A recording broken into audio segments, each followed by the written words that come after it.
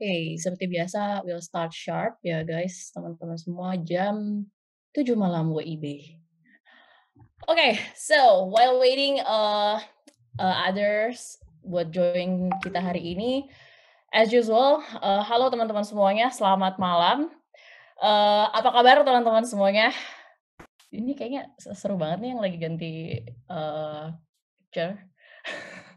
Oke, selamat malam semuanya, thank you udah join kita hari ini. Oke, silakan bersalam sapa di kolom chat, mana apa kabar? Semoga yang di sini semuanya nggak terserang om-om, omikron gitu ya. Karena di tim saya juga ada yang kena dan, di Alta sendiri cukup banyak ya yang kena. Jadi, kalau teman-teman hari ini ada yang kurang baik keadaannya, semoga cepat membaik. Kalau ada keluarga atau teman yang, kena juga, oke, mari kita semangatin satu sama lain supaya bisa cepat sembuh dan kita bisa pulih bareng-bareng. Oke, as usual, say hello dari, saya Sandra dari Breakthrough. Di sini saya ada, Alta Corporate Training. Itu salsa namanya, dia akan join kita hari ini dan help me a lot, back me up untuk presentasi hari ini. Oke, guys, aku mau intro dulu sedikit tentang Breakthrough, sekalian aku mau welcoming teman-teman semuanya. Let me share my screen. Oke. So, teman-teman, welcome to Breakthrough Community, a tech community by Altera Academy. Sebenarnya apa sih Breakthrough itu? Jadi Breakthrough itu sebenarnya adalah tech community untuk teman-teman para tech talents, tech professionals, tech leaders yang mau connect and improve their skills within community gitu. Here we have a very exclusive and also free materials, and also you can join our event like this. Why we are doing this? Basically because we have mission to transforming Indonesia to become a high quality tech talent home ground. Oke, jadi ada objectives-nya. Pertama, teman-teman di sini bisa connect, karena ini kita mau jadikan sebuah biggest collaboration Indonesia untuk para tech talent di sini, untuk networking. Teman-teman bisa elevate, get inspired, seperti hari ini gitu, level up your skills. You can also access our materials, like there are a lot of recording materials like this before. So teman-teman bisa join Discord, bisa akses website kita untuk tahu updates dan reminder-nya gitu ya untuk event berikutnya. And we also want to empower you guys to be a world-class tech talent. So, di sini teman-teman kita open dan welcome semua level of tech professionals and also leaders, mulai dari teman-teman yang baru pertama mungkin onboarding as a software engineers gitu ya, sampai teman-teman yang teman-teman VP, teman-teman CEO, semua juga join di sini gitu ya. Ada yang 10 tahun, 15 tahun, so feel free to join. Di sini kita mau sharing real world material gitu. Kita ada beberapa event yang formatnya ada talks, nanti juga ada showcasing atau demo atau hands on. Oke, so ditunggu aja. Kita di sini juga akan kedatangan mentor-mentor yang keren, mentor yang menarik dan profesional di bidangnya. And also kita nggak ngobrolin cuma teknologi aja, karena kita pengen teman-teman tuh balance gitu ya. As a human, kita ngobrolin yes teknologi tentang pekerjaan kita, but also about people skills like how to manage team, collaboration, communication, presentation, dan juga wellness. Wellness itu how to managing stress or burnout, ya, dan lain sebagainya. Oke. Nah, di sini teman-teman bisa join dan akses beberapa material kayak ikut talk seperti ini. Kita ada series juga yang continue. Kemudian ada mentoring circle seperti study groups. Teman-teman ada video, artikel, workbook, dan lain-lain. Buat teman-teman yang punya sebuah hal yang dalam pikiran yang nggak beres-beres, nggak selesai-selesai, yang mempengaruhi pekerjaan atau apapun, teman-teman bisa join performance coaching di sini kayak one-on-one gitu sama professional coach kita. Sampai hari ini itu masih based on mandatory donation only. Jadi kalau misalnya teman-teman cuma bayar 10.000, 20.000, it's okay gitu. Di sini bakal ngebantuin teman-teman untuk identifying sebenarnya gue punya growth planning seperti apa atau career planning gue seperti apa gitu ya, supaya tahu, aduh gue kalau mau ngomong sama orang kalau takut kenapa ya. Nah itu juga bisa tuh di cracking di performance coaching gitu ya, untuk bisa dapat better leadership dan juga remove behavior barriers. Itu buat performance coaching. Nah ini beberapa mentor, mungkin mukanya Robi belum masuk di sini ya Bia, belum di ini, tapi ini beberapa mentor kita selama di breakthrough. Oke, so guys, join the club and make your own breakthrough dengan cara join Discord kita supaya dapat event reminder, event updates, material updates di sini. And so, what's next? Setelah event ini, minggu depan kita akan ada event lagi tentang Web Performance 101 bareng Mas Mirza dari Tokopedia. So, kalau teman-teman merasa ini yang gue perlu, silahkan langsung register aja. Oke, so today kita kedatangan mentor spesial kita, Mas Robi Chandra. Beliau adalah Lead Software Development Engineer di Intes Dana Indonesia. So, Robi have experience like about 7 years in field dan especially 3 tahun ya di SDET. He is also known as a contributor, especially for changing landscape of Dana backend automation testing. Is so cool. And early in his career, he started as a game designer in Stellar Null and also developer in Bank BTPN. He experienced in design tasks, create automation cases, and leading a team of backend microservices. He's very passionate, very enthusiastic, you will know later, on learning architect, bringing improvement, and of course, making impact toward better Indonesian cashless society. And also, guys, please connect with Dana Indonesia if you want to know about days in Dana and also dana.id. And I think Mas Robi has a very special gift for you today. Nggak cuma soal materinya aja dan PPT-nya yang seru, tapi juga dia akan ada, it's not a quiz ya actually, dia bakal kasih kalian voucher Dana. So, it's not voucher lah ya, apa namanya? Apa bukan kuota, apa namanya? Ya, oke. Pokoknya kalian bakal dapat hadiah kalau kalian aktif hari ini. So, giveaway. So, please be active. Again, gue kasih tahu teman-teman di sini karena di dalam isolasi ini, so manfaatkan ini jadi tempat networking kalian sebaik-baiknya karena kita nggak bisa ketemu offline, tapi it's okay. So, take as much as you can dari pelajaran atau materi yang akan disampaikan hari ini. Okay? So, with further ado, please welcome, come to my screen. Langsung tiba-tiba datang gitu ya, Robi ya. Oke, hi Robi, silakan mungkin memperkenalkan diri and the screen is yours ya. Halo. Thank you, Sandra. Wow, what an amazing introduction. Thank you banget. Oke, mungkin first impression-nya, the appearance mungkin sedikit beda sama posternya, because itu udah foto around 2 tahun yang lalu gitu ya. Jadi sekarang rambut gue udah lumayan panjang. So, kenalin gue Robi, biasa dipanggil Robi, ya, Robi Chandra. Sekarang gue bekerja di Dana sebagai seorang software development engineer in test lead gitu ya. Di tangan saya memegang beberapa microservices gitu ya. Soal mungkin hari ini sessionnya gue pengennya bawanya santai aja, nggak pengen terlalu terlalu baku banget gitu ya. Oke. Screen dan suara gue jelas kah? Aman. Oke. So, topik yang hari ini pengen gue bawain sebenarnya judulnya itu SDET 101 gitu ya, Ideas, Design, and Execution. Jadi nanti gue akan bahas sedikit background dulu sebelum masuk ke Ideas, Design, dan Execution gitu ya. Gue akan bahas dulu sedikit background gitu ya. Mungkin agendanya nanti gue nyebutnya appetizer gitu ya. Bukan sedikit sih, lumayan banyak backgroundnya yang akan gue bahas gitu ya. Karena yang gue lihat di pasaran sekarang gitu ya. SDET ini hitungannya job role yang lumayan baru sebenarnya. Masih banyak yang misinterpret, salah artikan SDET itu apa sih sebenarnya. Karena dari pengalaman gue interview orang, ada yang mengira bahwa SDET itu apakah developer atau jangan-jangan tim data atau apa, banyak yang beraneka ragam. Jadi gue pengen mulai dari ngasih tahu dulu nih sedikit SDET background itu seperti apa.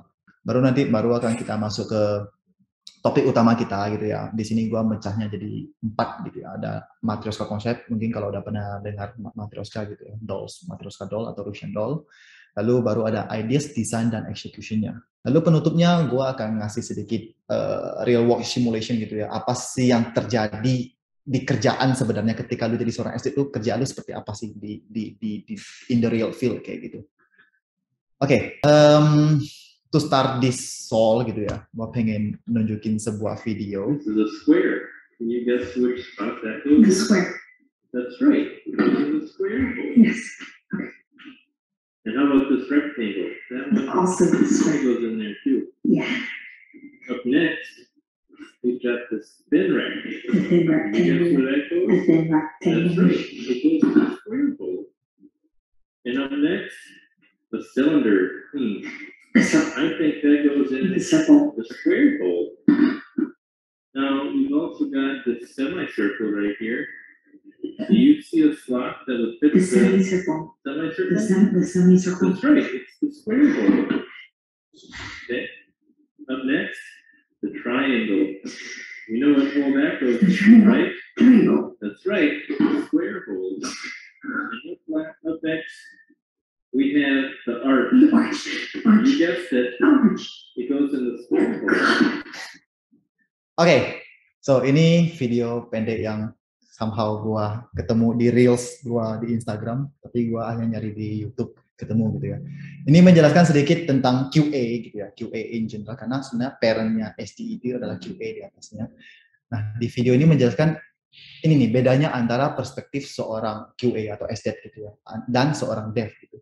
Jadi kalau devnya mereka bikin feature gitu ya, udah jelas kan, ada lubang kotak, ada lubang lingkaran, ada lubang yang segitiga, ada lubang yang lebih panjang gitu ya. Lalu mereka akan memasukkan objek-objek sesuai yang mereka desain. Kalau objeknya bulat, akan dimasukin ke lingkaran bulat. Kalau objeknya kotak, akan masukin ke lingkaran, ke lubang yang kotak, seperti itu. Tapi sebagai seorang estate, kita itu harus memiliki perspektif yang beda. Kalau kita lihat tadi kan, actually si orang ini memasukkan semuanya lewat lubang kotak kayak gitu. That's why ini valid gitu ya. Ini adalah sesuatu yang dibutuhin banget seorang estate gitu ya, which is adalah perspektif dari cara kita ngelihat sebuah feature atau sebuah produk kayak gitu. Oke, tadi udah gua mulai dengan video. Lalu sebenarnya SDET itu apa sih? Bahasa formalnya adalah SDET in testing is an IT professional who can work equally and effectively in both development and testing roles gitu ya. Jadi lu di require selain lu punya skill testing, lu juga harus punya skill development seperti itu.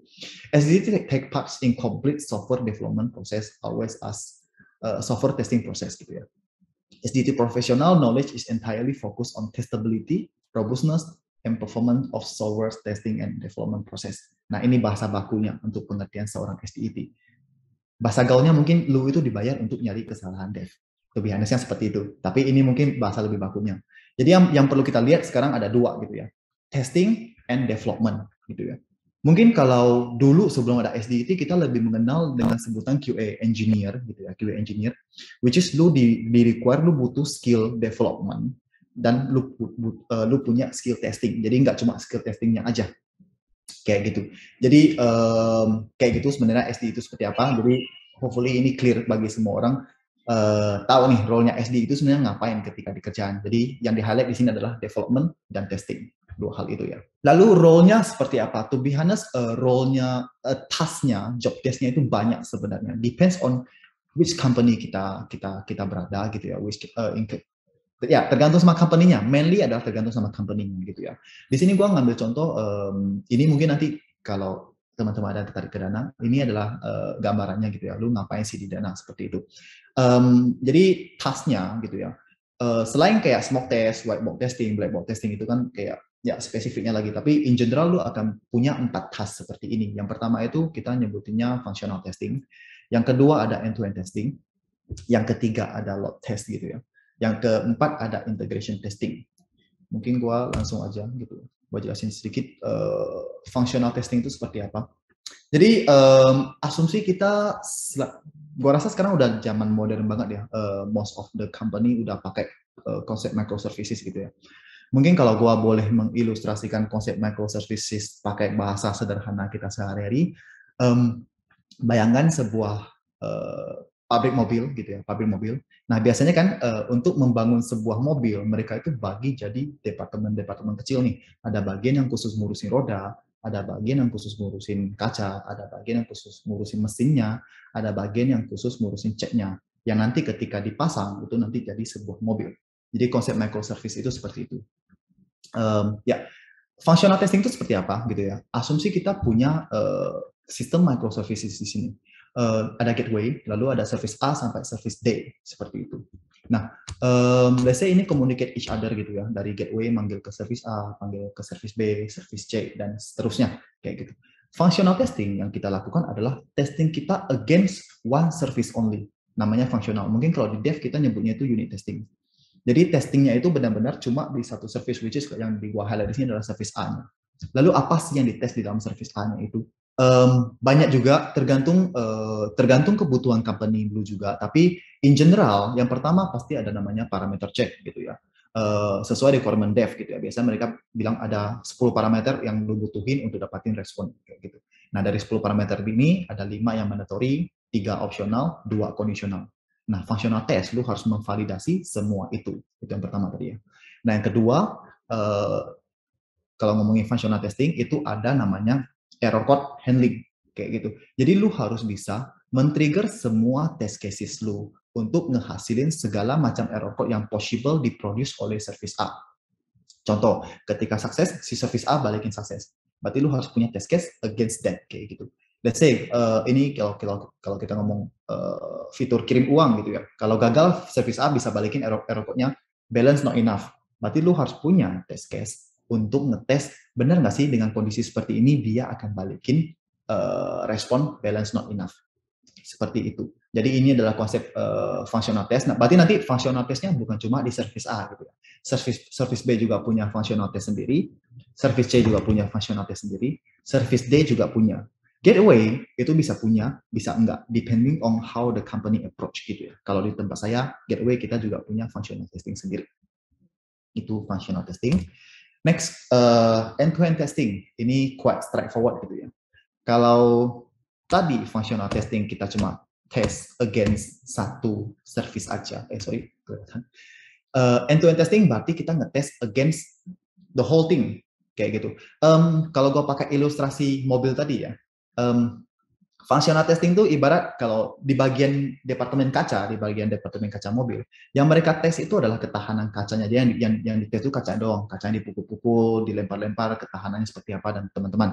Nah kalau end-to-end testing itu kita benar-benar mengendarai satu mobilnya itu, kayak gitu. Jadi end-to-end testing itu kalau di dunia SDET kita based on user stories atau user stories atau experience user. Kalau kita ngomongin fitur kirim uang, berarti ya yang kita tes itu adalah kirim uangnya, bukan per microservice-nya. Kalau per microservice-nya kita punya functional testing, kayak gitu. Next, load testing gitu ya. Applause ke tim yang udah bikin PPT-nya, panahnya keren sekali.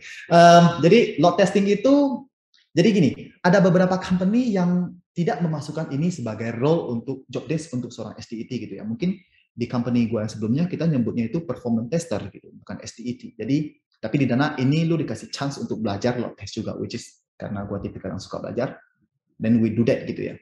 Nah, load testing to be put in simple sebenarnya mirip end to end, cuma dengan jumlah load yang lebih banyak. Straightforward ya, sebutannya load testingnya. Jadi kalau kita lihat panah-panah ini itu artinya sebenarnya jumlah request yang masuk gitu ya. Nah, goalnya dari load testing buat apa? Goalnya adalah kita mau tahu nih QPS atau TPS dari server lu ini ketika nge-handle dengan sejumlah user ini seperti apa. QPS itu adalah query per second, TPS itu adalah transaction per second, kayak gitu. Nah, mungkin nanti kalau udah company gede, ini itu akan berpengaruh banget dan akan berguna banget ya. Karena gini, semakin gede sebuah company, semakin banyak usernya, lu akan harus menghandle semakin banyak request yang masuk ke company lu, ke service lu, seperti itu. Nah, untuk mensimulate real condition-nya, kita pakai load test gitu ya, pakai load test. Load test-nya itu nanti kita akan nge-simulate banyak gitu ya, banyak request sekaligus in the same time nge-hit ke API kita, nge-hit ke service kita, lalu kita ngelihat seberapa kuat si service lu dengan spek seperti ini mampu nge-handle jumlah request yang seperti itu. Jadi itu goalnya load test. Oke, next dan yang terakhir mungkin gua nyebutnya integration testing gitu, integration test. Mungkin dari kata-kata udah kebaca juga ya, integrate berarti ada hubungannya sama integration. Contoh yang gua kasih di sini adalah integration antara company A sama company B. Jadi kalau lu bisa ambil gambaran, biasanya company A itu ada Dana, third party-nya itu ada bank, adalah bank gitu ya.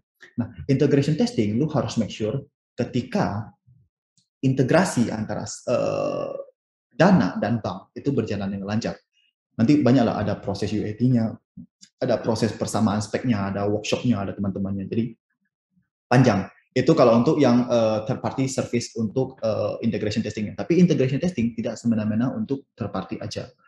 Kalau kita ngomongin microservice gitu ya. Microservice tadi dari service A ke service B, kita bisa pakai istilah integration juga. Integration antara service A dan service B-nya aja. Kayak gitu. Jadi cukup straightforward ya. Company A, dia punya service.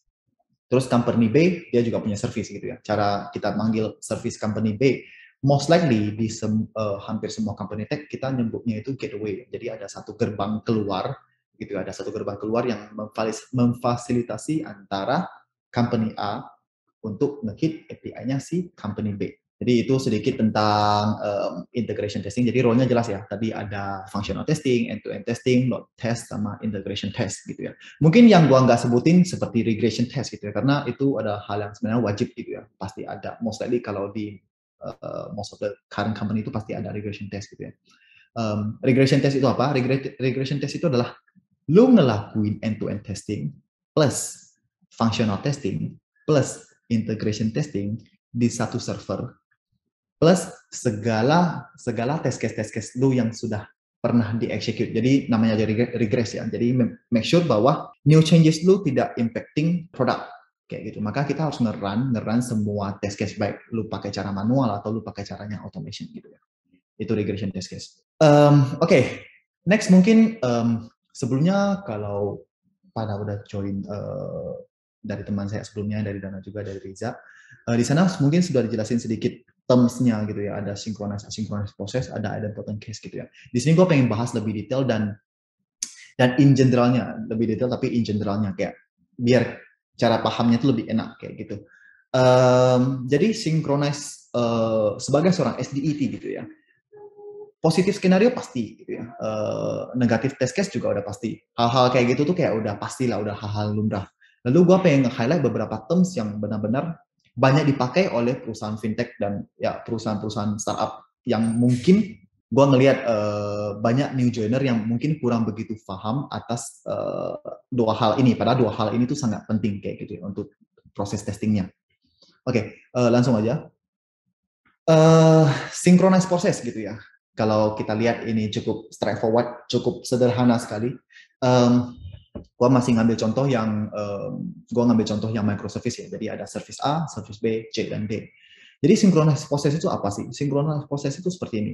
Service A manggil API call, bebas ya. API-nya mau RPC, mau Open API, mau apapun gitu ya.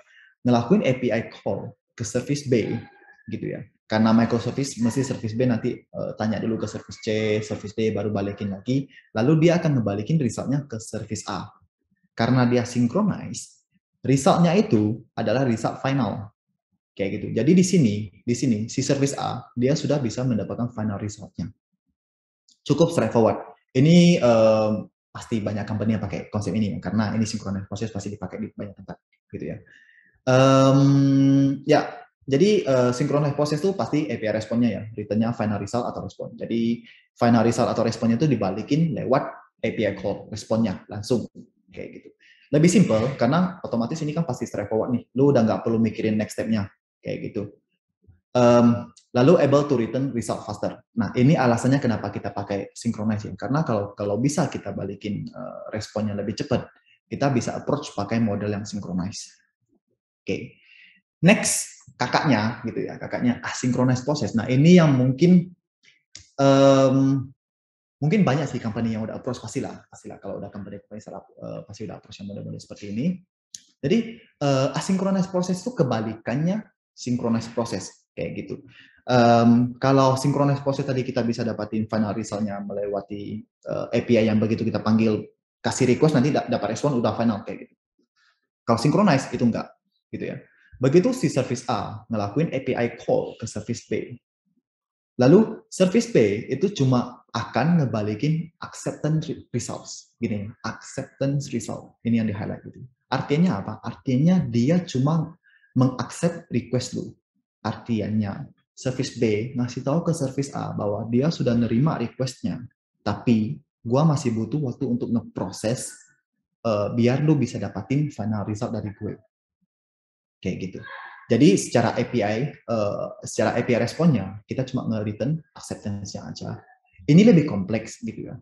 Lebih kompleksnya kenapa? Karena lu harus mikirin next step-nya. Gimana sih caranya kita bisa ngasih tahu ke service A? Gimana sih service A bisa cari tahu hasilnya seperti apa? Final result-nya seperti apa? Karena yang kita balikin di sini itu cuma acceptance result-nya aja. Lalu take more time to return final result gitu ya. Pasti gitu ya. Alasan kita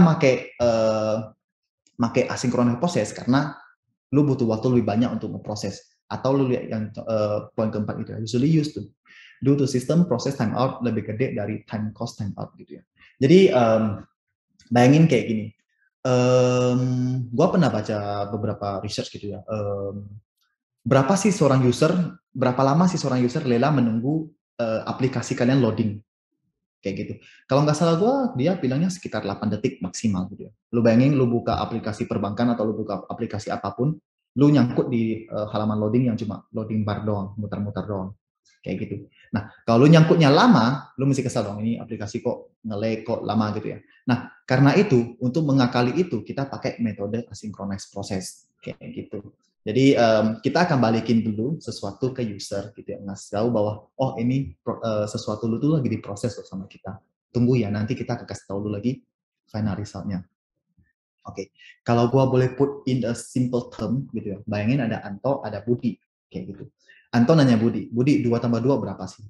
Budi langsung jawab, oh oke, 4. Itu synchronize gitu ya. Budi langsung ngasih tahu itu 4 gitu. Nah, gimana kalau pertanyaannya disusahin? Si Antonya bilang, oh Bud, 10 kali 20 bagi 5 kali kosinus 4 dibagi akar pangkat 2 dan sekian-sekian. Jadi panjang kayak gitu. Nah, otomatis Budi pasti butuh waktu lebih lama untuk memproses itu.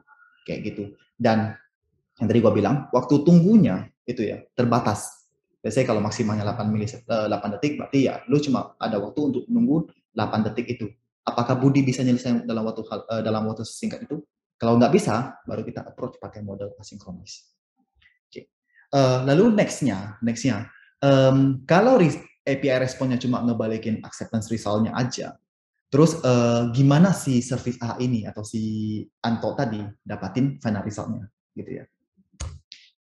Optionnya ada yang pertama itu paling yang straightforward gitu ya, query API. Jadi ketika selesai ngerespon si request-nya service A, si service B nge-provide API yang berbeda gitu ya, API yang berbeda untuk si service A nge-query ke dia. Kayak gitu. Jadi nanti si service A boleh nge-query ke service B. Ini cukup sederhana, cukup banyak yang nerapin ini, tapi menurut gua ada downside-nya kayak gitu ya. Bayangin kalau lu ngelakuin query setiap 2 detik sekali. Jadi service A akan nanya terus nih ke service B-nya tiap 2 detik sekali. Kayak gitu.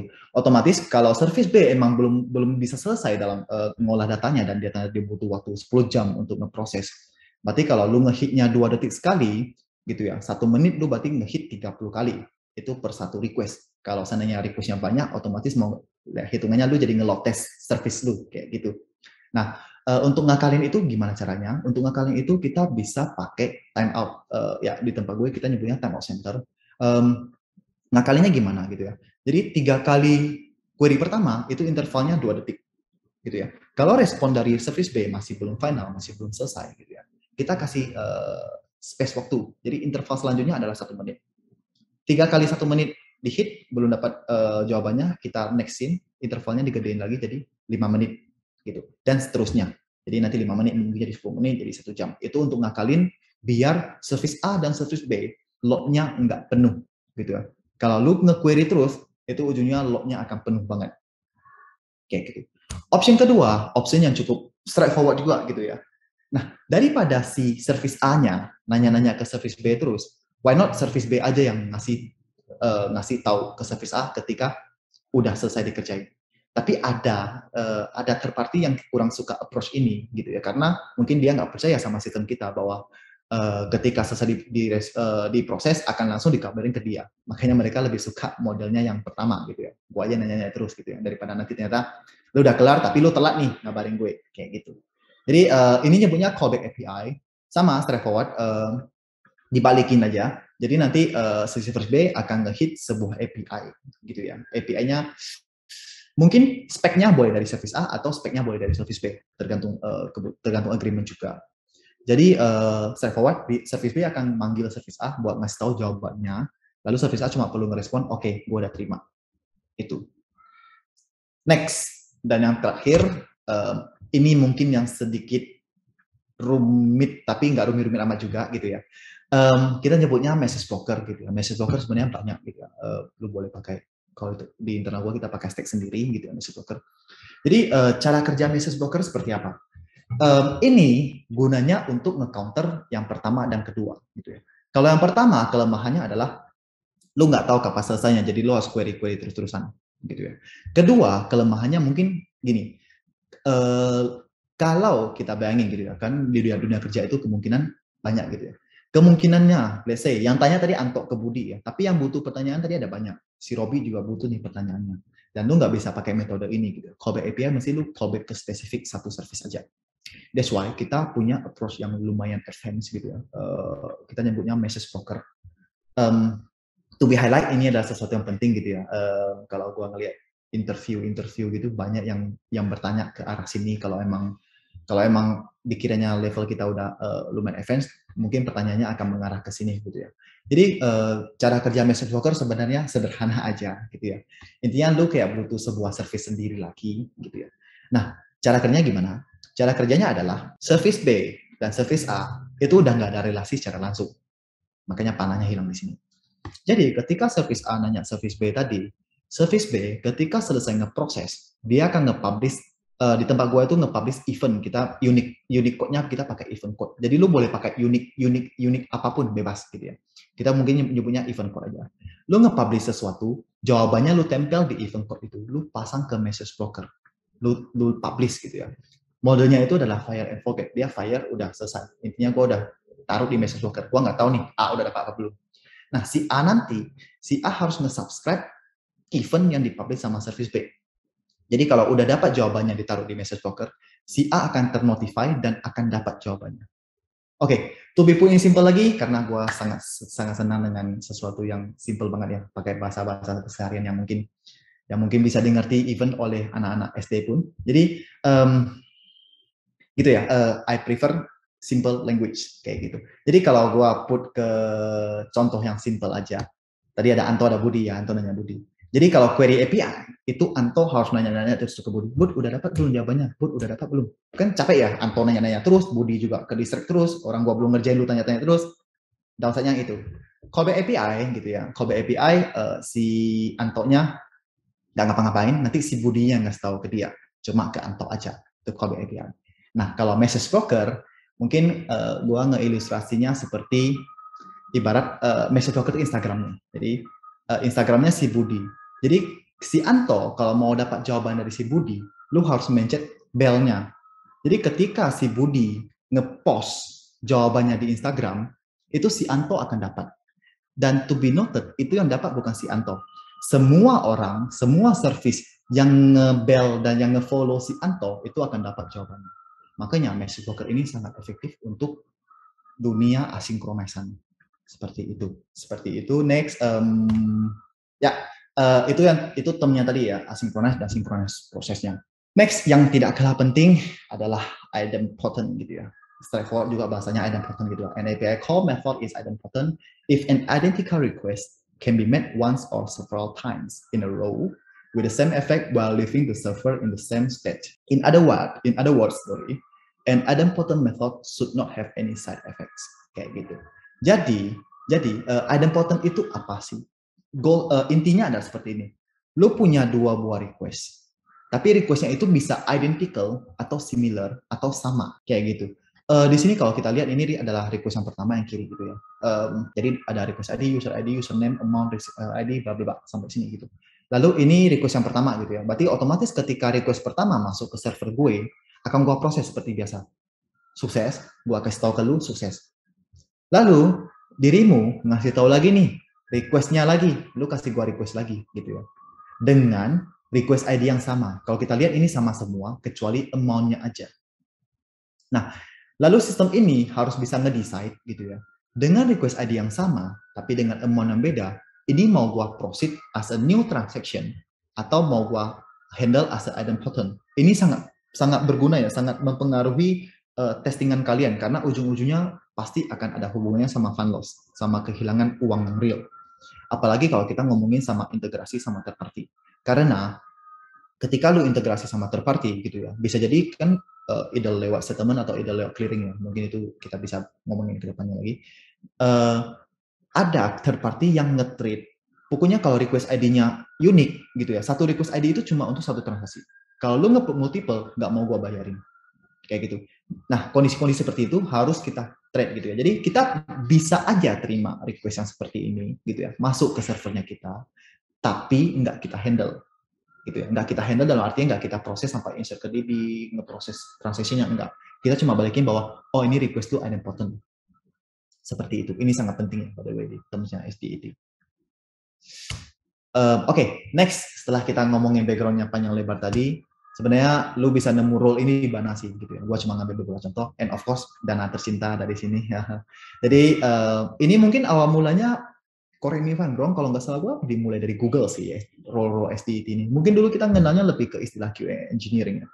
Jadi ya lu bisa ketemu di mana? Lu bisa ketemu di Apple, di Google, Amazon, Google gitu, Amazon dan Microsoft, and of course Dana tercinta gitu ya. Feel free kalau kalian mau apply juga ke Dana, we are hiring actually kayak gitu. So siapa sih yang bisa jadi SDET? To be honest, nggak ada batasannya gitu ya. Tapi ini adalah statistik yang gue dapat gitu ya. Statistik yang gue dapat itu jumlah mungkin bukan cuma di SDET doang ya, di tech company gitu ya. Biasanya mesti cowok akan lebih dominan. That's why gitu ya. Gua sangat mengencourage teman-teman gue yang great woman, wonderful woman gitu ya. Apply role ini karena you guys are amazing gitu ya. Kalian nggak akan kalah dari yang male-male ini kayak gitu. Walaupun sebenarnya yang kejadian sekarang adalah yang mendominasi itu adalah cowok gitu ya, dengan 76% dan cewek itu 24%. Umurnya seperti apa? Bebas gitu ya, nggak ada batasan umur. Selama lu masih bisa kerja, selama lu memenuhi kriteria sebagai seorang estate, you can do that gitu ya. Di company saya sendiri kita punya ya yang punya below 30% itu sekitar 86%, 30 ke atas itu sekitar 14%. Kayak gitu. Ini pendeknya. Jadi terakhir adalah mengenai background-nya, lu butuh apa sih untuk jadi seorang estate gitu ya. Pertama, lu harus punya strong analytical skill gitu ya. Lu harus bisa nge-analisis banyak, karena lu intinya lu kayak harus bisa ngebaca guidance deh. Ujung-ujungnya nanti kalau kita ngomongin kerjaan gitu ya, lu akan dikasih PRD, lu akan dikasih SE dalam bentuk dokumen gitu. Lu harus bisa nge-analisis gitu, nge-analisis dari dokumen-dokumen itu. Itu yang pertama. Yang kedua, lu bisa problem solving, dan harus, bukan bisa doang gitu. Mungkin pengalaman gue di kantor lama juga, QA-nya ini gue nggak bermaksud menjelekkan, nggak, karena emang role lu seperti itu, karena lu emang dituntut seperti itu aja kayak gitu ya. Jadi modelnya adalah ketika QA-nya ketemu isu, yang akan dilakuin adalah, Mas ini nggak bisa, Mbak ini nggak bisa, Mas ini login-nya nggak bisa, Mbak ini login-nya nggak bisa. Nah kalau lu udah nambahin kata-kata SDET di role lu gitu ya, ingat ya tadi ada development sama ada testing gitu ya. Lu harus bisa nemuin root cause-nya seperti apa. Lu harus tahu cara baca log-nya. Lu harus tahu at least arsitektural secara generalnya. Jadi kalau kita ngomongin microservice gitu ya, ada service A, B, C, D, dan untuk login satu, let's say kita ngambil contoh login ya. Untuk login itu ngelibatin 4 buah service gitu ya. Nah, lu harus tahu nih, nanti yang error di service mana, lalu errornya seperti apa, lalu fixingnya seperti apa. Apakah fixingnya bisa dari kita? Dari kita artinya not in the code level gitu ya, artinya bisa konfigurasinya kita ganti dikit, atau servernya kita restart, mungkin servernya mati gitu ya. Atau kalau emang nggak bisa, emang harus di-solve sama dev, ya kita ngasih tahu ke dev. Ngasih taunya udah detail ya, Mas ini errornya, atau Mbak ini errornya di service ini, errornya seperti ini, gue butuh fixing dulu. Seperti itu. Yang ketiga, test case design, ya ini core-nya testing gitu ya. Pasti lu butuh skill untuk ngedesain test case. Automation ini adalah tambahan gitu ya. Sebenarnya SDET itu tidak selalu automate, correct me if I'm wrong gitu ya. Menurut gue, at least di company gue tidak selalu automate gitu ya. Karena pembagian kita itu ada front end, ada back end. Kalau back end mungkin kita udah fully automate, kalau front end kita masih ada yang manual dan automation seperti itu. Tapi percayalah kalau dirimu bisa automation, it will be your point plus untuk ke timnya SDET. Kalau enggak juga is okay, as long as lu punya 3 hal yang di belakang itu, tapi itu strong banget. Nah yang terakhir adalah testing perspektif gitu ya. Ini penting banget karena gue memulai karir gue sebenarnya dari seorang developer kayak gitu. Gue memulai karir gue dari seorang developer selama 2 tahun gitu ya. Kenapa gue memilih estate? Long story short adalah gue selalu meragukan apa yang gue bikin gitu. Gue kayak pengen ngetes sana sini. Jadinya ya gue kayaknya lebih cocok jadi seorang tester. Akhirnya gue mencoba dan ternyata cocok gitu ya. Emang passion gue ternyata di sini gitu. Kalau kalian ingat video pertama yang gue tunjukin, bedanya perspektif seorang dev dan perspektif seorang QA itu. Dev karena mereka yang desain code-nya, mereka yang bikin code-nya, mereka tahu alur code-nya. Jadi ketika mereka bikin unit test atau ketika mereka bikin test case gitu ya, akan against that code gitu. Karena mereka tahu, kayak tadi, kotak gue masukin ke lubang yang kotak, lingkaran gue masukin ke lubang lingkaran. Itu adalah cara pemikiran seorang dev. Tapi seorang QA, SDET ya, lu harus punya perspektif beda kayak gitu. Tadi contohnya gimana? Yang bulat dia masukin ke kotak. Oh bisa. Berarti apakah itu bug? Bisa jadi itu bug. Gitu. Kalau emang ekspektasinya bulat cuma boleh masukin ke bulat, berarti ketika bulat bisa masukin ke kotak itu bug. Itu testing perspektif. Oke, lumayan panjang background-nya ternyata. Jadi next kita masuk ke main dish-nya. Ingat ya, goals gue hari ini lebih ke share ke kalian gitu ya. Yang pengen gue highlight sedikit, sebenarnya yang pengen gue bukan ngerubah sih, nge-share itu adalah how we think sama mindset-nya kita. Kayak technical skill mungkin kita bisa join di next Altera session lagi. Banyak technical skill, nanti gue akan share technical skill di sini, atau eventually kalian search di Google gitu ya. Kenapa gue nggak mau terlalu nge-share technical skill? Karena ketika kalian di dunia kerja gitu ya, technical skill itu akan sangat dependence ke kantor yang kalian pilih gitu. Banyak banget gitu ya, banyak banget. Contoh di kantor gue gitu ya, gue pakai stack internal. Lu punya skill Selenium, skill Catalan, mungkin nggak berguna di tempat gue. Kayak gitu. Tapi bukan berarti gue bilang lu bisa Catalan, bisa Selenium, nggak berguna. Nggak juga. Kayak gitu. Jadi it's literally sangat dependable ke company lu. Kecuali lu bisa nge-persuade company lu untuk ganti stack-nya. Which is itu yang lagi saya lakuin di Dana. Seperti itu. Oke, kita masuk ke main dish-nya. Mungkin nanti akan ada sedikit tentang ideas, design, dan execution. Lalu teruskan konsep. Seperti itu. Oke, masuk ke ideas, design, dan execution ya. Pernah nggak sih kita kayak punya kita kayak berpikiran bahwa gue punya ideas yang amazing banget nih. Baik itu ketika malam-malam, biasa kan ideas keluar malam-malam terus sebelum kalian mau tidur gitu, lagi main HP, tiba-tiba gue punya ideas yang keren. Atau ketika kalian lagi mandi gitu, di toilet, lagi mandi, showeran, nyanyi, oh tiba-tiba gue punya ideas yang cemerlang gitu ya. Nah di sini gue mengilustrasikan, assume seseorang punya ideas mau membangun sebuah rumah gitu ya. Di pikirannya itu dia mau membangun rumah yang mewah gitu ya, lu lihat, itu lumayan cukup mewah ya. Nah, tapi ketika didesain gitu ya, jadinya gambar yang ini, gambar yang kita waktu SD dulu sering kan ya disuruh gambar pemandangan, biasanya ada rumahnya seperti ini, kayak gitu. Nah, lalu ketika dia nge-execute, ngebangun, jadinya seperti ini. Oke, jadi goals gua hari ini adalah gimana sih biar ini nggak kejadian gitu loh. Antara ideas dan desain lu beda, antara desain dan execution lu beda, gitu. Karena ini adalah fundamental lu untuk bukan cuma untuk seorang estate, mungkin tempat lain boleh kayak seorang dev juga bisa, lu punya ideas design execution sendiri. Tapi hari ini gue akan fokus ke SDET-nya, kayak gitu, kayak how to create the test case dan execute it, kayak gitu. Jadi ingat ya, tidak mudah untuk menerjemahkan ideas jadi sebuah desain dan merealisasikannya dengan sebuah execution. It's not a simple task, kayak gitu. Oke. Jadi biar kayak gini nggak kejadian, pakai apa sih? Ini bisanya gue mulai, ya ini DOS yang gue lumayan suka gitu ya. Mungkin gue nyebutnya itu Matryoshka konsep gitu ya. Ini adalah DOS dari Rusia. Ditemunya di tahun 1890-an kalau nggak salah, gue mungkin udah lumayan lama, udah ratusan tahun intinya. Nah, I believe kita semua tahu dolls ini dolls apa. Mungkin ada beberapa yang nggak tahu namanya. Jadi Matryoshka dolls atau Russian dolls gitu ya. Dolls ini ngapain sih? Nah, DOS ini kalau kita buka gitu ya, di dalamnya ada DOS yang lebih kecil lagi. Di dalamnya dibuka ada yang lebih kecil sampai ke bagian paling kecilnya gitu. Nah, ini berguna banget ketika kita mau merealisasikan ideas kita jadi sebuah desain dan mengexecute-nya di sebuah execution gitu. Salahnya ini tadi, sorry, gua kesini sedikit. Salahnya ini adalah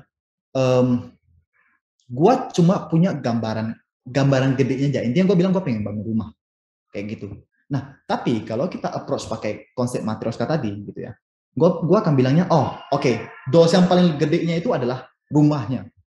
Lalu DOS yang kecilnya itu adalah gue pengen punya kamarnya 3 di rumah itu. Lalu DOS yang lebih kecilnya lagi, oke, di tiap kamarnya gue pengen kasih pintu otomatis. Lalu di 2 kamarnya itu nanti gue pengen kasih jendela. DOS yang lebih kecil lagi, oke, nanti gue pengen punya ruang tamu, desainnya seperti apa. Nanti DOS yang lebih kecil lagi, gue pengen ngeceknya warnanya seperti apa. Kayak gitu. Jadi approach selalu pakai, cobalah berpikir dengan konsep Matryoshka tadi. Ketika desain juga sama. Gue akan gambar desain rumah secara overall-nya dulu, luarnya mungkin. Lalu akan gue gambar kamarnya gue mau bikin seperti apa, pintunya seperti apa, jendelanya seperti apa, ukurannya berapa, jelas gitu loh, 60 kali 60 rumahnya, bisa kayak gitu, rumahnya gede banget. Nah, itu semua kita, termasuk execute ya juga bisa. Mungkin ini konsepnya sedikit mirip, kalau gue bilang mungkin sedikit mirip object oriented ya, kita kayak masukin jadi gede gitu ya, kayak Javanya OOP. Tapi ya itu, either lu pakai ideas, either lu mau nulisin ideas lu jadi sebuah desain, atau mau lu execute untuk ngasilin sesuatu, cobalah berpikir dengan cara ini, DOL, Matryoshka ini. Seperti itu. Oke, gini, kita mulai dengan ideas gitu ya. Kita mulai dengan ideas. Ini sebenarnya teks gue cuma untuk ngedistract kalian aja gitu ya. Jadi banyak teks panjang gitu ya. Kalau kita baca, ini sebenarnya nggak panjang-panjang amat ya. Jadi lu harus baca semua gitu kan capek gitu ya. Sebenarnya gampang banget untuk tadi ya, jangan semuanya, jangan tamak gitu. Gue pengen semuanya terus pas digambar bingung gitu ya. Jangan. Nah, ini sebenarnya teksnya panjang, cuma ngedistract aja gitu. Inilah sebuah teks gitu. Isinya gue literally ngetiknya nggak pakai kalimat yang benar, gue ngetypo gitu ya. Goalsnya apa sih? Goalsnya gue pengen kasih tahu kalian bahwa kalian bisa gitu ya, bisa memind map ideas kalian dengan cara highlight. Sederhana banget kan? Sebenarnya ini udah diajarin ketika kalian ketika kita SD dulu gitu ya. Ada stabilo, ingat? Nah, itu penting banget. Tapi kadang kita lupa ketika udah kerja, mungkin karena itu udah lama, lupa pakai cara seperti itu. Jadi ketika di highlight gitu ya, yang pengen gue sampaikan dari sebuah teks yang sepanjang ini, itu cuma cara mengatur ideas dengan menggunakan metode highlight. Itu aja sebenarnya yang pengen gue sampaikan dari teks yang panjang ini. Gitu. Nanti kalian akan merasa ini berguna ketika di dunia kerja langsung gitu ya, atau di company-company kalian yang punya product requirement yang panjang banget, sistem analis yang panjang banget, tapi kata-katanya itu mungkin kita nggak butuh gitu. Kita nggak butuh kata-katanya untuk ngedesain test case-nya kita. Oke, jadi ini ideas-nya gitu ya. Next, kita ngomongin cara desainnya. Banyak tools-nya gitu ya. Lu kalau ngomongin nulis test case-nya, ini kalau ngomongin desain berarti otomatis nulis test case-nya karena role udah dasar SDID. Banyak banget tools-nya untuk mendesain sebuah test case gitu ya. Dari yang sederhana banget, Word, Excel gitu. Tapi gue preference gue adalah Xmind gitu. Not offensive tool, betul, tapi sangat useful. Kayak gitu. Ingat ya, gue suka sesuatu yang sederhana, simple, sesimpel mungkin. I love everything in simple mode gitu ya. Nah, lalu tools-nya udah benar, cara kita nulisnya seperti apa? Ingat ya, jangan cuma nulis aja, tapi lu nggak dapat itu intisarinya apa. Kayak gitu. Nah, gue mau nge-share tips gitu ya. Ini adalah yang gue lakuin di current company gue ya, which is lumayan useful banget. Dan cara gue nulis test case itu selalu seperti ini. Kalau kalian buka Xmind gitu ya, nanti akan ada muncul kotak paling baru. Di sini gue akan jelasin ini fiturnya apa, gitu ya. Lalu gue akan mecahin per kategori, gitu ya. Ini nggak ada batasannya, tergantung cara kita mau mecahin per kategorinya seperti apa. Setelah selesai lu pecahin kategorinya, gitu ya, baru lu akan nulis test case description-nya di sini. Oke, ini masih straightforward. Lalu next-nya, ini yang lumayan penting gitu ya. Ingat, ketika lu udah ngetulis test case description, next kolomnya, gitu ya, next step-nya, lu nulis segala sesuatu yang lu butuhin untuk nge-execute test case-nya, which is gua nyebutnya di sini tuh preparation gitu ya. Define what is needed, data or some condition before do the action. Jadi nanti gua jelasin di belakang lagi. Jadi lu harus ada dulu preparation-nya. Next, ketika udah ada preparation-nya, harus ada action-nya gitu ya. Lu harus kasih tahu nih, lu mau ngapain sih? Lu mau ngapain sih sama data-data yang udah lu bikin tadi? Itu action-nya. Contohnya mungkin nge-hit sebuah API, kalau manual mungkin kita nge-press a button kayak gitu. Next adalah expectation gitu ya. State it as specific as possible, not in general. Jadi ingat ya, preparation, action, expectation. 3 hal itu. Ini sangat penting gitu ya. Percaya ketika kalian mungkin lagi interview atau lagi apa gitu ya. Dan ingat ya, kalau interview SDET pasti nggak akan jauh-jauh dari akan nanyain kalian desain test case gitu ya. Banyak yang gue ketemu adalah ketika gue minta mereka desain test case gitu ya. Contoh, gue punya nih fitur kirim uang bla bla bla gitu ya. Lu coba dong desain test case. Kebanyakan mereka cuma bilang, oh oke, user kirim uang 10.000 berhasil. Apakah itu benar? Benar, tapi gitu. Ini bisa nggak ketika gini? Bayangin ketika yang ngedesain dan nge-execute-nya itu adalah orang berbeda. Gitu. Apakah desain lu ini bisa di-execute oleh orang yang berbeda dan menghasilkan sesuatu yang ekspektasinya sama kayak lu? Belum tentu bisa, karena gini, ketika gua bilang kirim uang berhasil itu luas banget skopnya kalau kita ngomongin teknologi ya. Nanti gua akan ngasih contoh lagi di belakang. Gitu. That's why lu butuh, makanya tadi ingat ya, Matryoshka doll tadi ya. Jangan cuma lu bilang berhasilnya doang, gedenya doang, tapi lu harus describe nih. Oh, ketika kirim uang berhasil berarti kondisinya ini, atau login deh. Ketika login berhasil, berarti contoh nih, gue punya test case description gitu ya. User A dengan password A, login berhasil.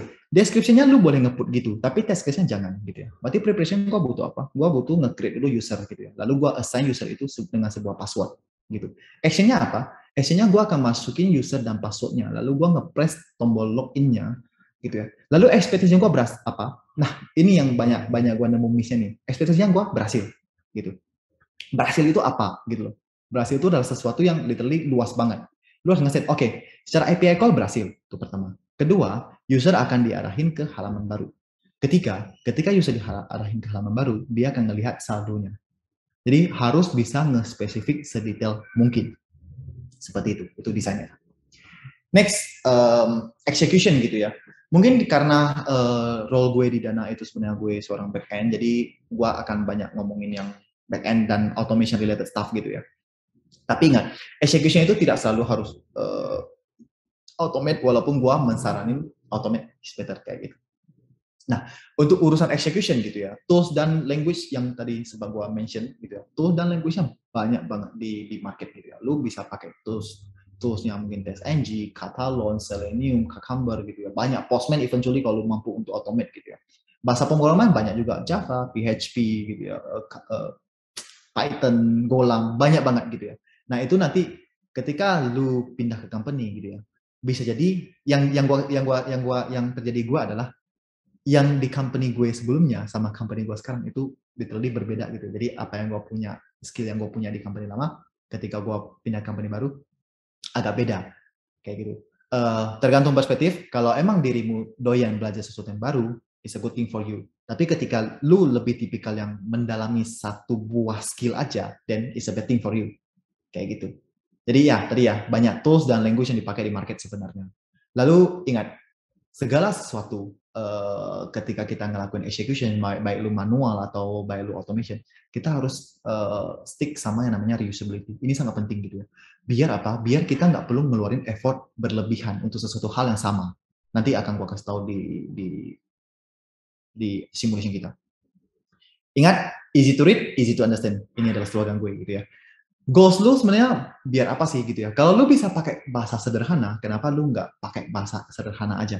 Daripada lu harus pakai bahasa yang ribet gitu ya. Padahal goals lu kan adalah ini biar nanti ketika dibaca orang lain bisa ngerti. Kayak gitu. Try to use something that easy to read, that easy to understand. Dan otomatis lu harus nggak execute-nya based on apa tadi? Based on design gitu ya. Jadi, kalau ideas lu bisa diterjemahkan dalam sebuah desain yang baik, dan desain lu bisa di-execute dengan baik, hopefully hasilnya akan sesuai dengan yang lu expecting. Kayak gitu. Oke, Ini mungkin gua ngambil contoh sedikit aja. Kalau kita di company startup gitu ya, ini adalah gambaran proses SDLC kita, software development lifecycle kita, gitu ya. Ada product requirement, ada system design, ada test analysis, development, testing, regression, production. Nah, ingat, jangan punya mindset bahwa QA itu cuma berkontribusi di bagian testing. Hilangin mindset yang seperti itu. SDAT, kita harus kontribut di segala fasenya, gitu ya. Ideas lu bisa muncul kapan? Ideas lu bisa muncul ketika ngomongin product requirement dan system design. Desain lu bisa muncul kapan? Ketika fase test analysis. Execution-nya kapan? Execution bisa jadi ketika development, testing, regression staging, atau ketika production. Iya ya. Jadi jangan punya mindset bahwa, oh gua QA nih, gua nggak perlu ikut product requirement, gua nggak perlu ikut system analysis. Nanti yang gua tahu itu testing aja nanti.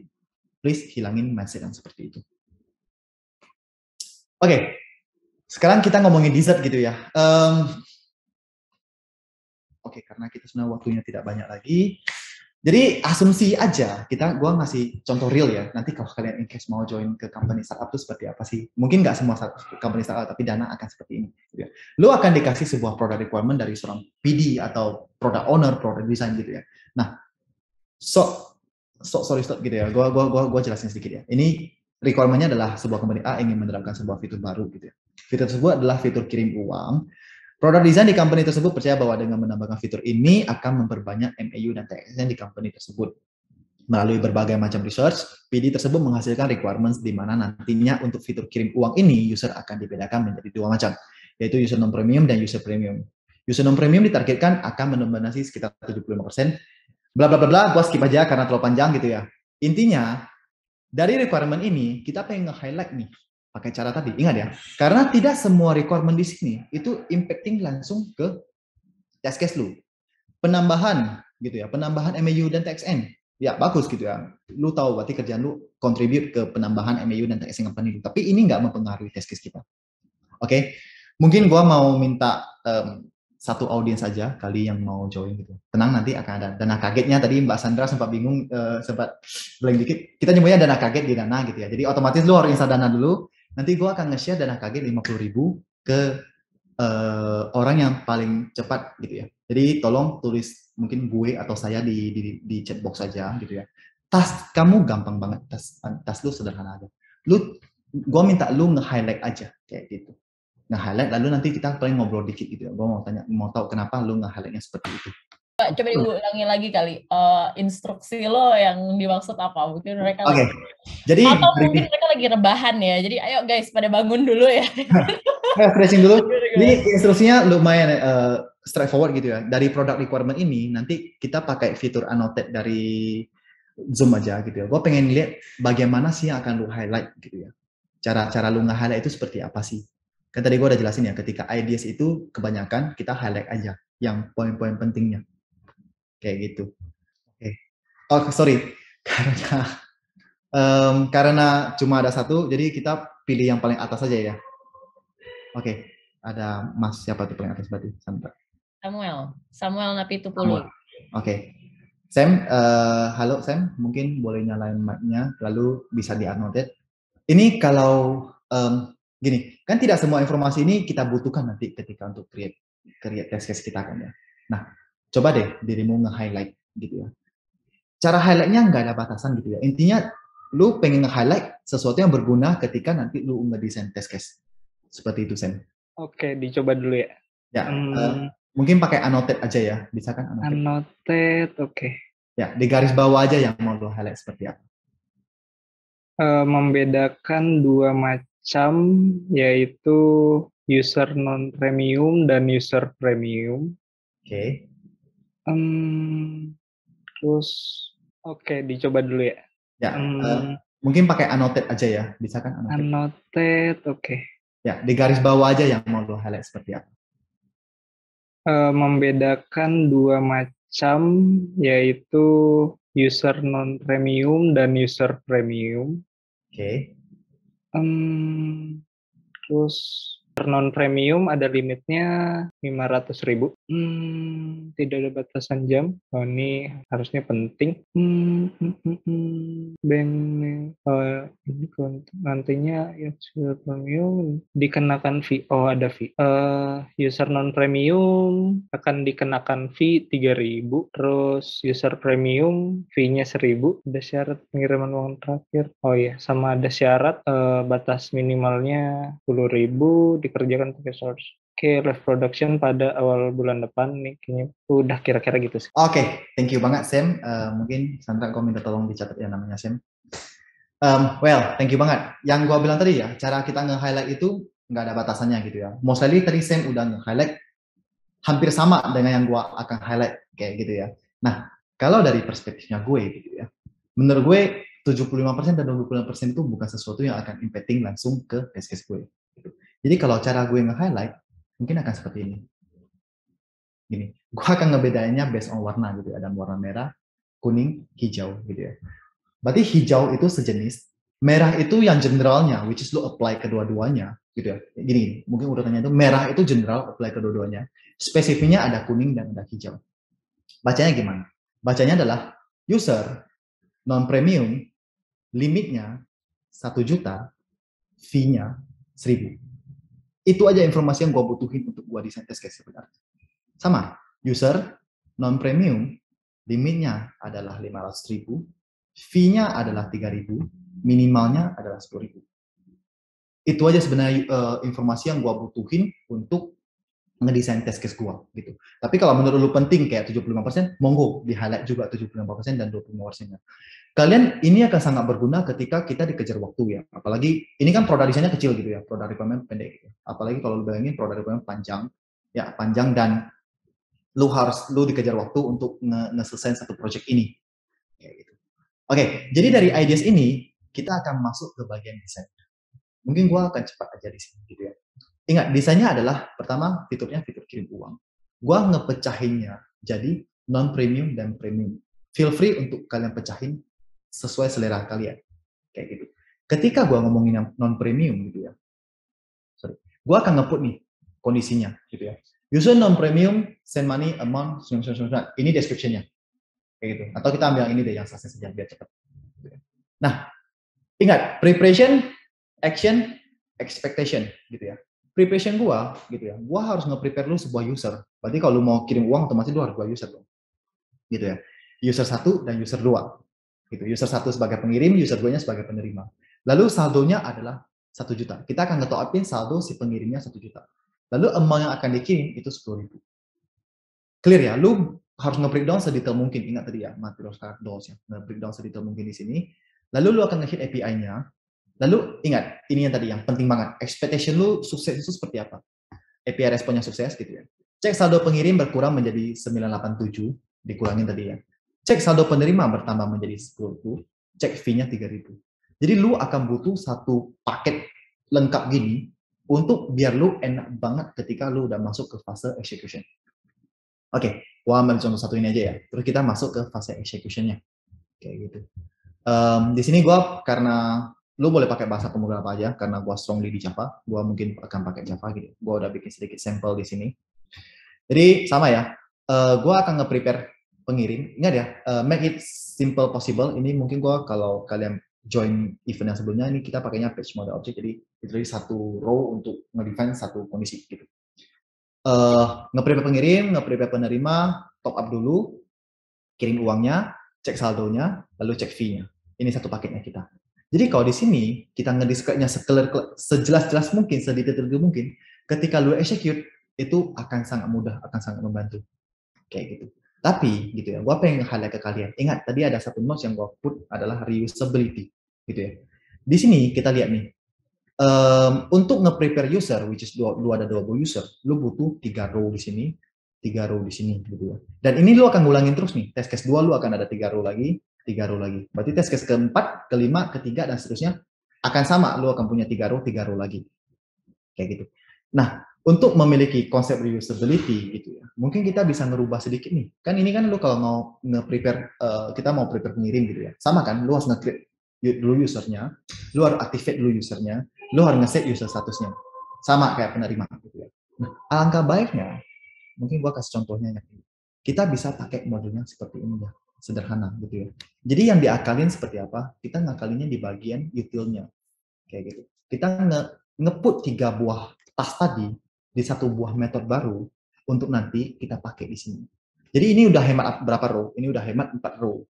Kalau kalian punya 100 assets, udah ngehemat 400 row. Itu akan sangat impacting. Kayak gitu. Tapi apakah modelnya seperti ini nggak jalan? Jalan, gitu ya, tetap jalan. Tapi ingat, reusability tadi, kita coba ngelakuin sesuatu yang reuse. Jangan melakukan sesuatu yang sama berulang-ulang. Kayak gitu. Jadi ingat ya, execution-nya bisa banyak. Gua nggak akan banyak fokus di execution, jadi kayak gini aja. Execution-nya bisa banyak, lu bisa manual, lu bisa pakai tools gitu ya, lu bisa pakai bahasa pemrograman apapun gitu ya. Tapi konsepnya adalah, goals-nya adalah lu pengen ngedeliver sebuah produk dengan quality yang baik. Nah, itu caranya adalah lu punya ideas, design, dan execution yang sejalan, yang clear. Apalagi role-nya kita adalah seorang STET. Kayak gitu. Oke, jadi untuk menutup session hari ini, mungkin ya, ingat ya, tidak semua orang bisa, gini, semua orang bisa punya ideas, tapi nggak semua orang bisa menuangkan ideasnya jadi sesuatu yang bisa dimengerti oleh semua orang. Apalagi mengeksekusinya jadi sesuatu yang real, kayak gitu. It's not an easy task, tapi dengan latihan yang berulang-ulang dan ikut season ini hopefully bisa membantu kalian nantinya untuk memiliki ideas yang bisa lu tuangin dalam bentuk desain dan lu bisa execute jadi sesuatu yang mungkin akan berguna bagi negara kita ini. I think that's all season gua hari ini, Sandra. Mungkin next kita bisa proceed ke Q&A. Ya, awesome. Seru ya, even gue aja yang ngikutin seru sih. Ya, untuk Q&A teman-teman bisa masukin di chat box kita, ada Slido, silakan chat di Slido. Sementara itu kita udah kedatangan banyak sekali pertanyaan, Robi. Hari ini kita nggak tahu sampai jam 12 malam kali ya. Oke. First of all, gue mau memberikan congratulations pada teman kita yang anonymous ini, entah siapa, silahkan mungkin kalau mau open make camera or raise hands, siapakah anonymous yang... Ya gue tahu nih, kayaknya gue tahu. Seriously? Ini kebetulan gue adalah PIC untuk intern kampus Merdeka, dan tadi gue sempat ngeliat partisipannya ya, ada Mas Hafid Eldafa mungkin. Halo, bisa saya dulu, Hafid? Dia adalah salah satu yang intern yang keterima di Dana gitu ya, dan dia akan on mission. Tapi mungkin jawabannya bisa jadi nggak dari dia gitu ya, bisa jadi dari yang lain juga. Halo, oh benar ya berarti. Hai Hafid. Oke, gua langsung aja nih ngejawab pertanyaannya nih. Jadi Mas Hafid bertanya, yes. Ada advice nggak nih? Oke, ada advice nggak? Otomatis yang tadi ya, itu adalah fundamental lu untuk sebagai seorang STET ya. Jadi ingat, lu harus bisa punya ideas, design, dan execution yang strong. Baru nanti yang lu olah itu nanti execution-nya yang bisa lu variasiin gitu ya, execution-nya seperti apa. Karena lu kebetulan keterima sebagai SDT backend gitu ya. Tadi gua udah highlight dikit, bahasa pemrograman yang kita pakai itu adalah Java. As long as lu bisa di Java, ingat, konsep gue itu adalah tools itu adalah sesuatu yang mati gitu ya. Nothing good about tools, nothing hebat. Lu jangan kayak, minder nih gua kalau dikasih tools baru, gua bingung. Tools itu mati. Kita itu yang berkembang sebenarnya. Manusia itu yang berkembang. Jadi whatever the tools, as long as lu mau belajar, itu adalah hal yang gampang. Kayak gitu. Jadi kalau tips yang bisa gue kasih ke lu, Java lu gitu ya. At least lu bisa basic dan basic ke menengah lah. Lu kalau bisa Java yang basic dan menengah, lalu lu bisa tadi ya ideas, design dan execution-nya lu bisa nge-clear se-clear mungkin, lu akan sangat mudah di Dana. Tadi terms-termsnya gue udah nyebutin juga ya, ada asynchronous, synchronize, idempotent, lalu cara kerja microservice dan kayak gitu-gitu. Itu yang harus di-highlight. Seperti itu. Wih, asik Mas Hafid. Semoga bermanfaat ya. Oke. Mau nanya, di Dana untuk load testing hari apa atau gimana? Untuk load test biasanya test di staging atau production? Oke, sebenarnya aku kurang tahu ini apakah confidential untuk di-share apa enggak. Tapi let me tell you in general aja pengalaman gue di in general gitu. Gue banyak ikutin load test session gitu. Biasanya load test bisa kapan aja lu ngetes load testnya gitu. Gimananya otomatis kita akan punya tools gitu ya. Ini nggak cuma di Dana, berarti semua company akan punya tools, akan punya stack sendiri untuk nge-simulate.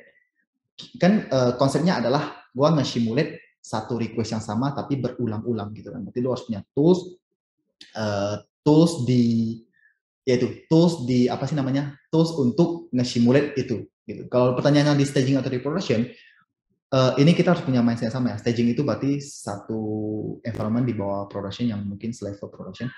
Tapi karena kita benar-benar pengen tahu end user-nya, normally load test itu akan dilakukan di production.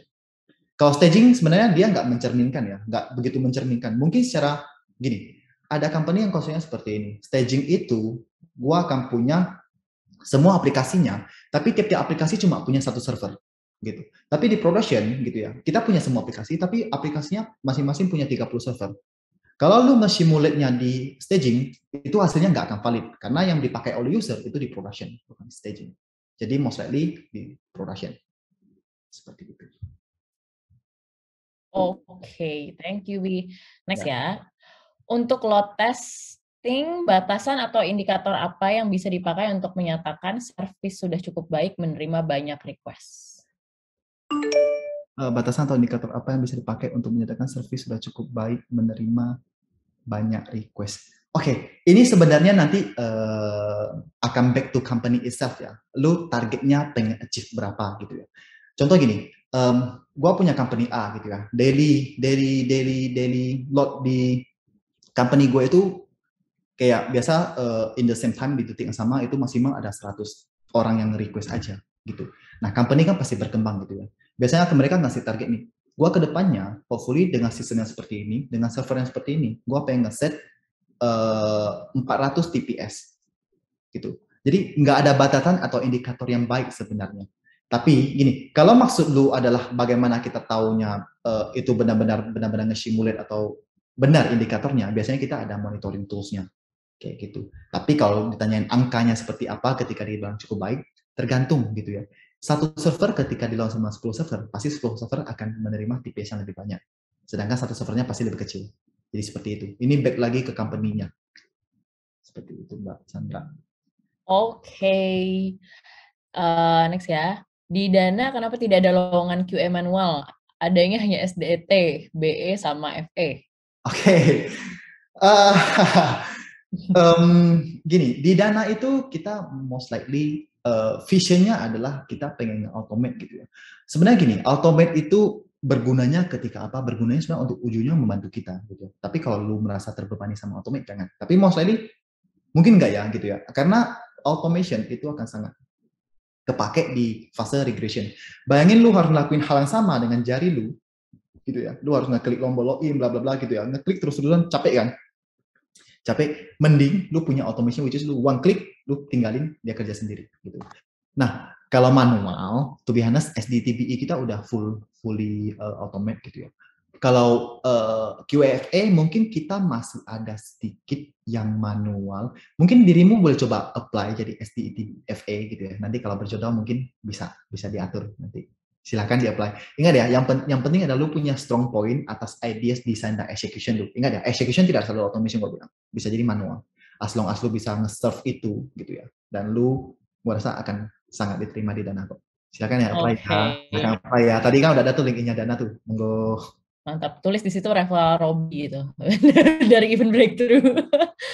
Oke, lagi ya Bi ya, lagi ya. Oke, ini bagaimana cara agar lolos wawancara kerja sebagai SDET dan skill apa aja yang mesti dikuasai? Itu penting sih. Skillnya apa aja nih yang penting? Oke, tadi kan gue udah sempat bilang tuh lu butuh skill apa aja gitu ya. Yang jelas lu harus punya skill yang strong banget, terus lu harus bisa nge-solve problem gitu ya. Lalu test case design itu ingat ya, itu core-nya kita. Automation, nah ini yang gue bilang tadi. Makanya gue nggak mau nge-share cara codingnya seperti apa. Karena gini, bisa jadi lu punya skill Golang gitu ya. Tapi lu ketika interview di company gue, Golang lu gak kepake gitu. Jadi bisa jadi hitungannya jadi nggak begitu berguna ketika di company gua. Tapi beda ketika lu interview di company yang benar-benar pakai Golang. Itu akan jadi poin plus lu. Nah, despite of that gitu ya. Yang penting adalah tadi lu bisa punya skill testing dan skill development gitu ya. Jadi benar-benar lu bisa nggak cuma karena ketika lu lagi interview pun gua rasa ada lah yang coding, tapi kan codingnya coding basic aja. Kalau lu benar-benar bisa nguasain coding basic, jalan gitu ya, analytical skill lu jalan gitu ya, test case design lu itu juga salah satu poin yang penting gitu. Ketika dikasih contoh test case disuruh, oh mas ini gue ada skenario seperti ini, tolong desain test case. Teman-teman tolong jangan desain test case kayak tadi ya, kirim uang 10.000 berhasil. Itu kalau gue yang interview, itu lu akan mendapat poin minus gitu. Karena berhasil lu itu terlalu gede, lalu kirim uang lu itu juga terlalu gede skopnya. Lu harus pecahin jadi matriska konsep gitu ya. Percaya deh, kalau lu bisa pecahin konsepnya kayak tadi gitu ya, preparation, action, execution, lalu bisa detailin, lu akan dapat poin yang lumayan gede. Gede pasti ya ketika desain test case. Jadi kayak gitu ya. Semoga beruntung ya. Guys, udah dikasih kisi-kisi banyak nih, tolong dong. Oke, dalam mendesain ini nggak apa-apa kan lagi kan, Bi?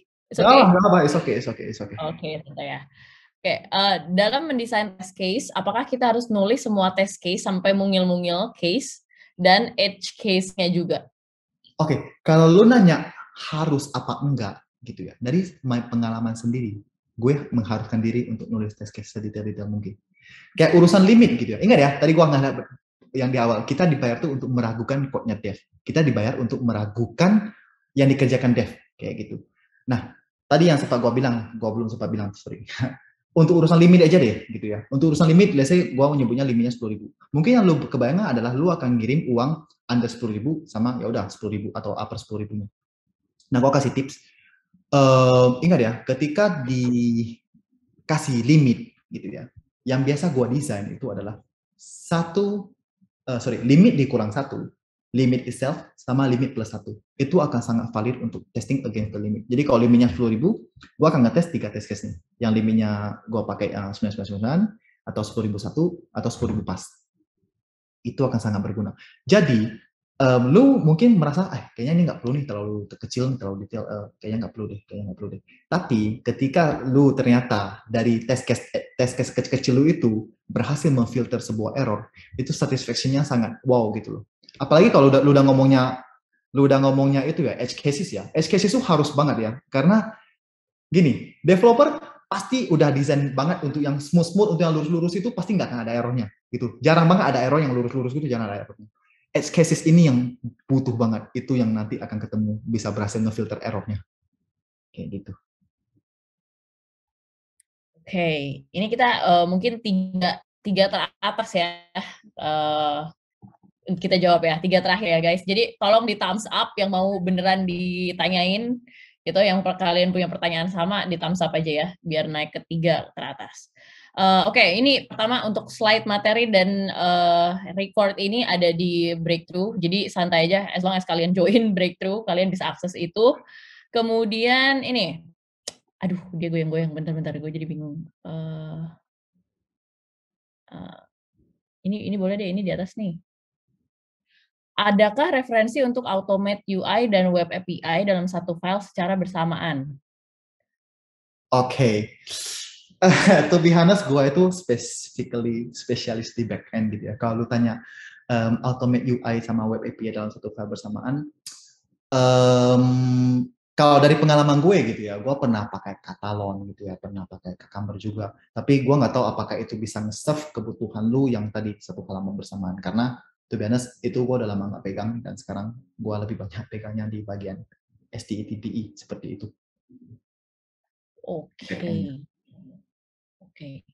2 terakhir, ini. Kalau unit testing itu dibuat sama FE atau BE ya? Ini maksudnya SDET kan ya, bukan dev ya? Oke. Tadi jelas ya, SDET BE pasti ada unit testingnya gitu ya. Kalau lu mungkin bukan unit ya, functional testing gitu ya, functional testing, namanya functional testing. Kalau FE apakah ada functional testingnya ya? Jawabannya mungkin bisa ada, bisa enggak, tergantung cara lu ngelihatnya seperti apa gitu. Kalau lu karena gini, di Dana itu sebenarnya konsepnya FE itu lah end-to-end QA sebenarnya. Jadi sebenarnya nggak ada functional. Tapi di company yang lain mungkin ada gitu ya. Lu ada functional tester gitu. Jadi dia benar-benar tahu nih, halaman ini, fitur ini itu di-provide oleh service ini. Nah, lu cuma akan bikin test case untuk halaman dan fitur ini aja, spesifik di functional. Tapi itu udah jarang banget sih. Sekarang itu front end itu mostly udah end to end semua. Kayak begitu, Sandra. Oke. Akhir ya, Bi. Hmm. Apakah semua bisa di automation sehingga memungkinkan manual test tidak diperlukan lagi, terutama di FE? Hehe. Nice question. Ini yang gua tunggu-tunggu sebenarnya. Oh, oke. Slogan gua ketika gua mau Sudana adalah gua pengen automate semua kayak gitu ya. Bukan sombong, bukan apa, tapi ini akan sangat membantu daily activity lu gitu ya. Sebenarnya nggak di FA, nggak di BA, semuanya sama gitu ya. Back to the root gitu ya. Apakah bisa semuanya di automate gitu ya? Dana itu udah 99,99% automate untuk back-end-nya kayak gitu. Nah, kenapa ada yang nggak bisa di automate? Pasti lu akan ketemu beberapa, mungkin karena test case lu terlalu rumit gitu ya. Test case lu terlalu rumit makanya sehingga membutuhkan manual, kayak lu harus nge-hold sana dulu, lu harus debug pakai bagian dev baru bisa. Ada, gua nggak menjamin lu bisa nge-automate 100% gitu. Sederhana case mungkin yang positif, yang negatif, yang fungsional itu mungkin 100% lu bisa nge-automate. Baik di FA maupun BA ya. Tapi case edge gitu ya, edge cases banget itu susah banget di automate, percaya kata gue. Tapi gini ya, yang gue bilang tadi ya, tools itu mati, yang berkembang itu manusia gitu ya. Cara kita makainya seperti apa, dan as long as lu pengen mengusahain gitu ya, mengautomate gimana gitu ya. Mungkin nggak cuma effort dari lu aja, lu bisa minta kolaborasi sama devnya gitu ya. Ngasih condition dong, kalau gua ngehit pakai request ini, tolong dong lu balikin ini biar nanti bisa gua automate kayak gitu. Ya, katanya apakah semua bisa? Ya, depends on the stack itself juga gitu ya, depend on the stack of the company itself gitu ya. Kalau emang stacknya memungkinkan dan tools dan teman-temannya memungkinkan, ya possible aja lu automate semua. I see. Oke, guys, gue tahu banget di sini pertanyaan masih banyak. Maafkan gue karena kayaknya tidak bisa satu persatu dijawab. Maafkan sekali. Oke, tapi jangan marah sama gue ya. Please tetap isi feedback form di bawah ini karena gue, Robby, Salsa, kita tim butuh banget feedback dari teman-teman untuk improve next event. Kalau misalnya next-nya kalian mau minta apa dari timnya Robby, mungkin dari Dana gitu ya. Share ini dong, tulis juga di dalam form itu. Ada part-nya. Jadi Robby bakal bawa temennya lagi next gitu kan untuk sharing di breakthrough ini. Oke, so please minta waktu kalian 2 menit aja untuk isi feedback ada di chat box bawah. Gue bakal tongkrongin kalian ngisi feedback ya guys, 2 menit. Oke. Oke, ya, Bi gimana Bi? Sharing hari ini menyenangkan nggak? Lu sebagai pembicara gimana Bi? Excited nggak nih? Ya, it's a good experience buat gue gitu ya, maksudnya. Basically gue itu tipikal orang yang suka share gitu ya. Emang ya kalau gue dikasih chance untuk ngomong di depan umum, dan gue akan sangat senang kalau yang gue bawain itu bisa membantu teman-teman semua di sini kayak gitu. Jadi hopefully dengan materi yang mungkin tidak terlalu kompleks ini, sederhana ini, kalian akan sangat terbantu gitu ya. Terbantu di ya daily basis kalian gitu ya. Mau baik itu role lu mau sebagai SDET atau role yang lain gitu ya. Karena gue sebagai dengan hari depan ini sebenarnya mungkin nggak ke-apply di role lu untuk kerjaan aja sebenarnya. Kalau di keseharian lu bisa nerapin ini juga, itu mungkin akan sangat berguna juga. Gitu. Asik ya. Oke, guys, thank you so much buat malam ini. Boleh kasih applause dari reaction buat Robby yang udah sharing hari ini. Thank you so much, Robby. Buat teman-teman yang jangan lupa connect sama Robby kalau misalnya mau tanya di LinkedIn atau ya kan. Gue lupa promoin LinkedIn gue ya. Oke. Iya loh. Robby Chandra, feel free untuk connect gitu. Feel free kalau kalian masih ada pertanyaan bisa nanya di sana. Kalau gue lagi megang HP dan tidak lagi jam kerja, mungkin gue akan bantu jawab gitu ya. Tapi ingat, gue ada batasannya. Maksudnya sesuatu yang confidential, kayak lu tanya, gaji lu berapa mas? Mohon maaf ya, itu gue tidak bisa menyampaikan di situ ya. Mungkin kalau kalian tertarik untuk kayak, mas lu ada suggestion nggak sih, gue pengen gini-gini, mungkin gue bisa nge-suggest sesuatu kayak gitu. Okay, super awesome. Okay, again, Robby, thank you for your humble sharing session today. Thank you for Salsa and thank you for everyone here yang udah join kita hari ini. Semoga bermanfaat. Sampai bertemu di event kita berikutnya ya guys. Thank you. Bye everyone. Selamat istirahat. Selamat beristirahat. Bye.